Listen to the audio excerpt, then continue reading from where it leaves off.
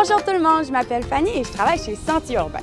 L'autre jour, je me promenais dans le jardin ici et j'ai remarqué qu'il y avait des endroits où il n'y avait pas beaucoup de plantes et des endroits où il y avait beaucoup plus de plantes qui poussaient. Je me demandais pourquoi. En regardant de plus près, j'ai remarqué que le sol était différent. C'est bien mystérieux tout ça. Aujourd'hui, on va essayer de percer le secret des sols.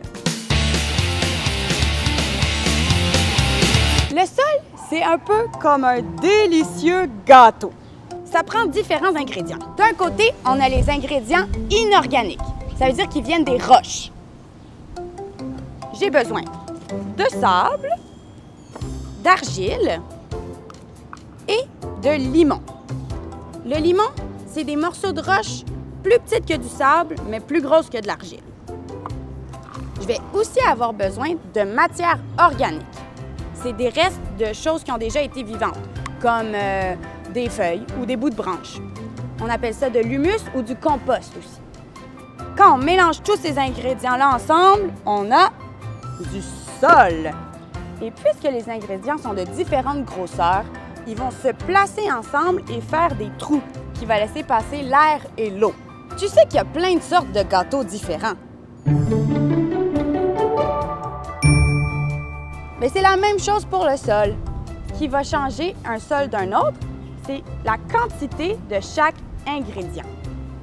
Et chaque plante a ses préférences de recettes de sol. Par exemple, les cactus, puisqu'ils vivent dans le désert, aiment un sol avec beaucoup de sable.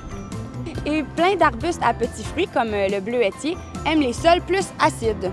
Mais il n'y a pas juste les plantes qui vivent dans le sol. En plus de toutes les bestioles qu'on voit à l'œil nu, comme le ver de terre ou les cloportes ou les mille-pattes, il y a tout plein d'autres micro-organismes tellement petits qu'on ne les voit pas. Des insectes, des champignons et même des bactéries. Et c'est ça l'ingrédient secret du sol. Toute la vie dans le sol, c'est ce qui rend un sol en santé. Parce que les insectes et les micro-organismes, c'est eux qui transforment la matière organique en plus petits morceaux pour que les plantes puissent l'utiliser et continuer de pousser. Alors, pour répondre à ma question tout à l'heure, je vais aller chercher des échantillons de sol aux deux endroits pour pouvoir les comparer. Et regarde qu'est-ce que j'ai découvert.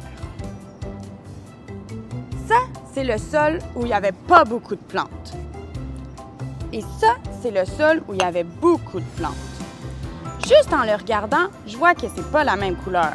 L'échantillon de sol où il y avait presque pas de plantes, c'est presque juste de la roche et du sable. Et l'autre côté, où est-ce qu'il y avait beaucoup de plantes, on voit que la terre, elle est plus brune. Si je la touche, je sens aussi qu'elle glisse plus sur mes doigts. C'est parce qu'il y a plus de matière organique. Et c'est ça la magie des sols. Plus qu'il y a de plantes, plus qu'il va y avoir des micro-organismes qui vont venir décomposer et donner de la matière organique au sol. Et plus qu'il y a de matière organique, bien plus qu'il y a de plantes qui vont venir s'installer. C'est merveilleux, hein?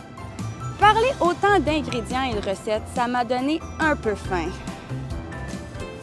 Miam la nature! Oh!